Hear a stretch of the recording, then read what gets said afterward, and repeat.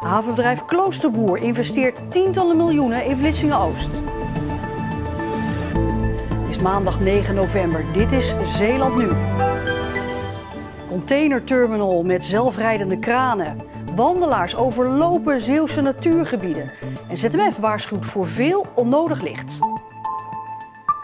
Dag dames en heren, het klinkt tegenstrijdig investeren tijdens de coronacrisis. Maar toch is het wat overslagbedrijf Kloosterboer dit jaar deed. Sterker nog, het bedrijf investeerde nog nooit zoveel als in 2020. In totaal ongeveer 100 miljoen euro. Dat geld ging onder meer naar een nieuwe geautomatiseerde containerterminal in Vlissingen.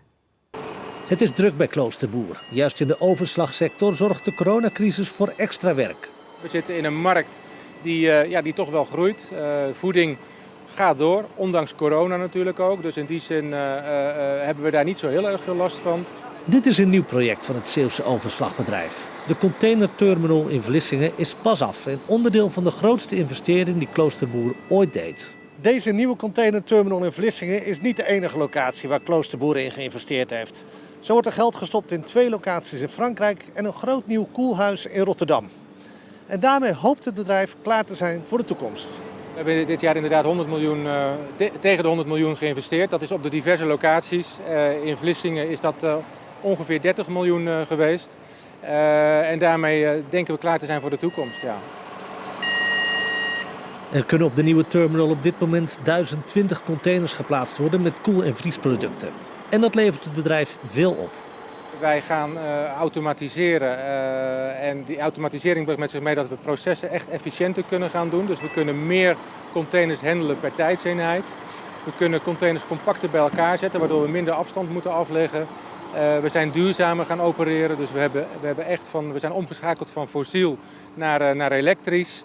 En al met al gewoon een stuk efficiënter. Dat efficiënte is duidelijk te zien in het werk op de terminal, want dat werk verandert. Waar sommige werknemers in het verleden in de kranen zaten, is hun werkplek nu binnen, achter computerschermen.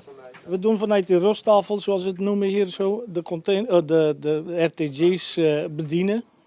En op die 6 schermen kunnen we zien, 4 van zijn er van de kraan zelf.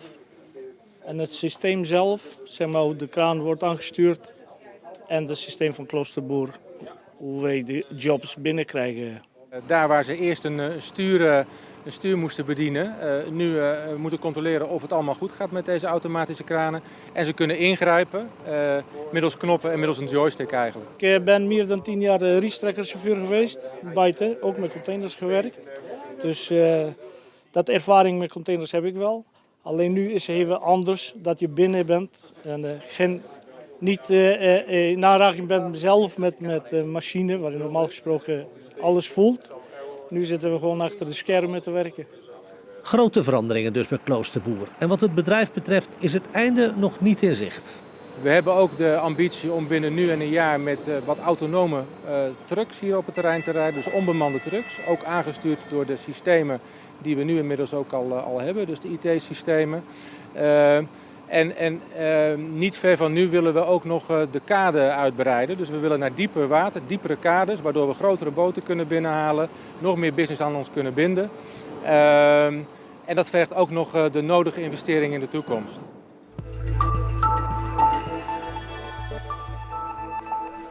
De afgelopen dag zijn er in Zeeland 82 nieuwe coronabesmettingen bijgekomen. Net als in de rest van het land is er sprake van een daling. Want een dag daarvoor waren er nog 94 nieuwe besmettingen. In de Zeeuwse ziekenhuizen liggen nu 18 coronapatiënten uit Zeeland zelf. En dat waren er vorige week nog 30, dus ook daar een daling. Een deel van de patiënten was zo opgeknapt dat ze weer naar huis mocht. En opnieuw zijn scholen dicht vanwege corona. Zoals basisschool De Nobelhorst in Hulst, omdat leraren in quarantaine zitten of op een testuitslag wachten. En ook gaat het om Mithielschool De Sprinke in Goes, nadat een leerling daar dit weekend positief is getest. Staatsbosbeheer adviseert wandelaars in de weekenden en vakanties in eigen buurt de natuur in te trekken. En niet massaal naar bijvoorbeeld de Kop van Schouwen te komen. Het afgelopen weekend was het daar volgens boswachters veel te druk. Ze krijgen bovendien veel commentaar van bezoekers die zich niet aan de regels houden.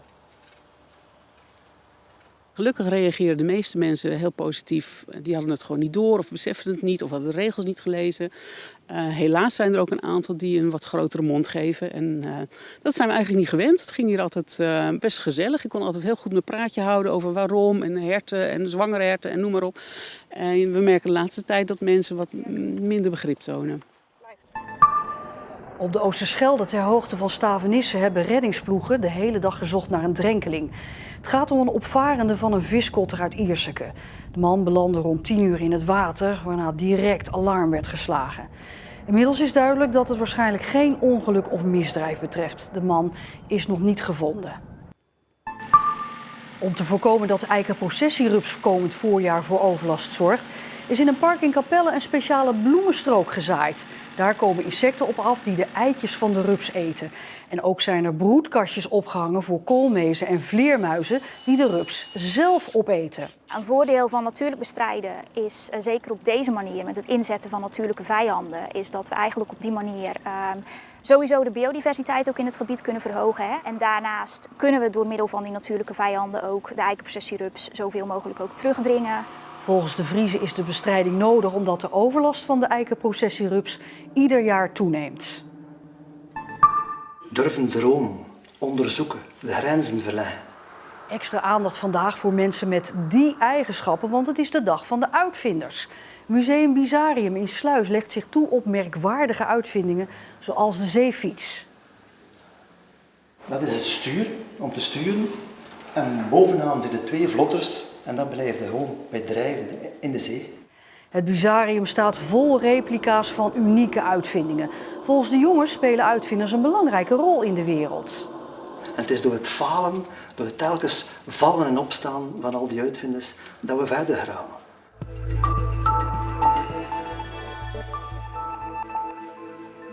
De spanning stijgt voor Claudia Hillebrand uit Zierikzee. Deze relatief nieuwe vlogster is genomineerd voor de Special Media Awards die morgen digitaal worden uitgereikt. Sinds 2 jaar wordt deze verkiezing gehouden voor mensen met een verstandelijke beperking. En Claudia hoopt naast de winst dat dit haar ook een stapje dichter bij haar droom brengt. Hallo allemaal, superleuk dat je kijkt naar een nieuwe vlog. We zijn lekker in de buitenlucht, want ik ben aan het interviewen met Omroep Zeeland. Dit is Claudia Hillebrand, 27 jaar en gek van vloggen. Vorig jaar werd ze genomineerd als beste nieuwkomer. Nu een jaar later heeft ze zichzelf verbeterd en is ze genomineerd in de categorie beste Instagram-account. Maar het is echt zo leuk. En ja, ik ben gewoon heel erg blij mee om genomineerd te zijn. En ook dankzij de begeleidster ook. Die heeft mij geholpen om beste te zijn. En dat is dus ontzettend spannend. Vorig jaar bleef het bij een nominatie. Dit jaar hoopt ze op meer. Ondertussen heeft ze niet stilgezeten. Ze heeft haar eigen YouTube-kanaal opgezet en hard gewerkt aan haar Instagram-pagina. Daarbij kan ze altijd rekenen op de steun van haar begeleidster Marlies. Claudia woont namelijk zelfstandig op een locatie van het Gors in Zierikzee. Voor mensen met een beperking, maar ze kan altijd om begeleiding vragen als dat nodig is. Ik ben zo zelfstandig dat ik bijna geen begeleiding nodig heb. Maar als ik bijvoorbeeld boos ben, dan kan ik gewoon even naar de begeleiding om hulp. Dus dat voelt ook fijn dat je dan hier kunt wonen? Heel erg. En dat laat ze graag zien in haar vlogs. Die gaan over haar leven, haar hobby's en haar grote droom. Om actrice te worden. En hopelijk gaat het misschien ooit een keer gebeuren. En om genomineerd te zijn van de beste Instagrammer, ja, hoop ik dat het gaat lukken. Dus dit moeten we eigenlijk zien als een eerste stapje? Ja, eigenlijk wel, ja. En actrice, in wat voor film of serie? Goede tijden, slechte tijden. En ik ben echt een fan van, omdat ik er elke avond dus kijk. En het zou wel gaaf zijn om op de set te staan en mee te mogen doen. Maar eerst dus morgen strijden voor de winst als beste Instagram-account. En nu we het daar toch over hebben. Alle kijkers van Omroep Zeeland, volg mij op Instagram. Dank u.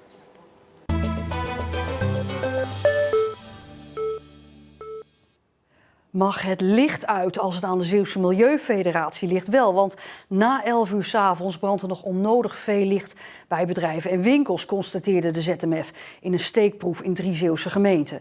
Vaak wordt beveiliging als argument gebruikt om het licht aan te laten. Maar beveiligen kan ook op een andere manier. Een winkelstraat in de avonduren. De verlichting maakt het nog een beetje gezellig. En al doen sommige winkels na middernacht alle lichten uit, toch zijn er nog vele die de verlichting aanhouden. Je reinste energieverspilling. Want er zijn er maar weinig mensen op straat, zegt de Zeeuwse Milieufederatie. Bovendien is lichtvervuiling schadelijk. Trekvogels die raken bijvoorbeeld gedisoriënteerd, die kunnen het zuiden niet meer vinden. Voor mensen is het ook niet goed voor je natuurlijke bioritme. Wij moeten ook slapen. Als je constant maar omgeven wordt met licht, dan begrijpt je lichaam dat ook niet. Het kan slaapproblemen veroorzaken, maar ook op lange termijn gezondheidsproblemen veroorzaken. De ZMF onderzocht in een steekproef het lichtbeleid na 11 uur 's avonds van bedrijven in Goes, Terneuzen en Middelburg. De uitkomst is dat bij 68% van de gefotografeerde bedrijven het licht nog aanstond. Met het licht aan houd je boeven weg, is vaak de gedachte. Maar de ZMF ziet dat anders. Over de veiligheid is er volgens onderzoek gebleken dat dat niet altijd het geval is. Het licht aanstaat niet gelijk aan dat het veiliger is of minder snel wordt ingebroken. Het tegendeel is zelfs soms bewezen. Dat het gebruik van sensoren veel meer zou kunnen helpen. Dus een pand is donker, het licht springt aan wanneer er iemand is die er niet hoort te zijn. Er zijn beveiligingsbedrijven die vinden dat er toch 's nachts veel licht moet zijn. Maar in een wereld waar bijna overal camera's staan, wint het gebruik van sensoren steeds meer terrein. Ze zitten ook in het lichtplan van deze autodealer in Goes, waar de verlichting met een app wordt aangestuurd. Dus als er een bewegingssensor in een pand aanwezig is en die registreert de beweging en die zorgt ervoor dat de verlichting aangaat, heb je ook dat als je indringers 's nachts in je pand hebt, dat de verlichting ook volle bak aangaat. Ja, wat indringers zeker afschrikt om dingen te doen die niet mogen. Behalve dat het veilig moet zijn, is er nog zoiets als reclame maken. Je pand of product in de picture zetten.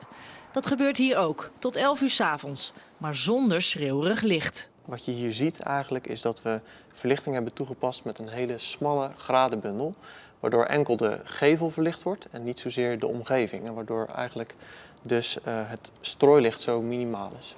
Trekt de aandacht in die zin dat het pand en het product gezien wordt, maar niet de lampen zelf.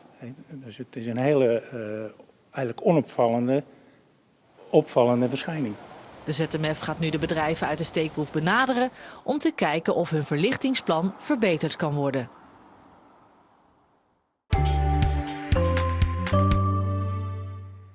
Op sommige plekken in Zeeland was er een regenbui, op andere plekken stralende zon. Met gemiddeld 16 graden was het een zachte herfstdag. En ook de rest van de week is wisselend. Morgen meer kans op een bui, woensdag dan weer overwegend droog. Waarna het vanaf donderdag toch weer natter wordt. En straks de stoomtrein Goes-Borselen in Museum TV. Je hebt water en je hebt vuur. Wij stoken het vuur met kolen, ouderwetse kolen. Om dat vuur heen en daarvoor zit water. Dat wordt warm gemaakt door dat vuur. Dat water wordt stoom. Die stoom kunnen we naar de cilinders laten gaan en daar gaan de zuigers op en neer bewegen. Die zijn weer verbonden door middel van stangen aan de wielen. En daardoor kunnen wij de trein in beweging zetten. Dat dus zometeen. En Jules Gernaert die sluit dan af met het uitgebreidere weerbericht voor de komende dagen. Nog een hele fijne maandagavond en graag tot morgen.